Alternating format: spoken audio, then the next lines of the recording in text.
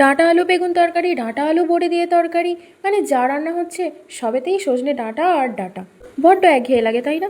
আমারও লাগে। তো এই একঘেয়েমিটাকে কাটাতে ডাঁটার রেসিপিটা একটু অন্যরকমভাবে ট্রাই করা যাক। ডাঁটার ঝাল তো কম বেশি অনেকেই জানো, তো আমি কিভাবে করছি সেটাই আজকে তোমাদের সাথে শেয়ার করব। তো প্রথমে আমি ডাঁটার খোসাগুলোকে ছাড়িয়ে ভালো করে ধুয়ে নিয়ে কড়াইতে সর্ষের তেল দিলাম এবং ফোড়নের জন্য দিলাম কালো জিরে। এরপর একটু নাড়িয়ে চাড়িয়ে দিয়ে দেবো পরিমাণ মতো নুন আর সীমিত পরিমাণ জল, তারপর ঢাকা দিয়ে দেবো।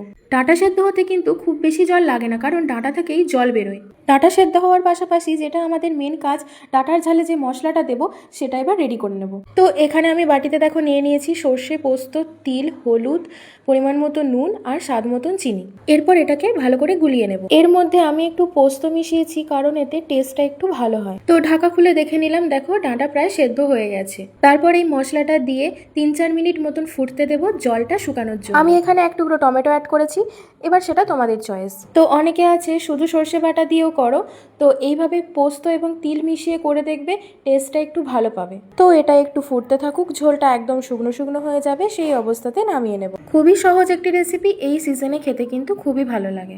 তো বন্ধুরা, আমি তো এইভাবেই ডাঁটার ঝাল বানাই, তোমরা কিভাবে বানাও সেটা আমাকে কমেন্টে জানিও। আর আমার এই রেসিপিটি তোমাদের কেমন লাগলো সেটা জানাতে কিন্তু একদমই ভুলো না। শুভ দুপুর বন্ধুরা, সবাই ভালো থেকো, সুস্থ থেকো। ফিরে আসছি আবার নতুন কোনো ভিডিও নিয়ে।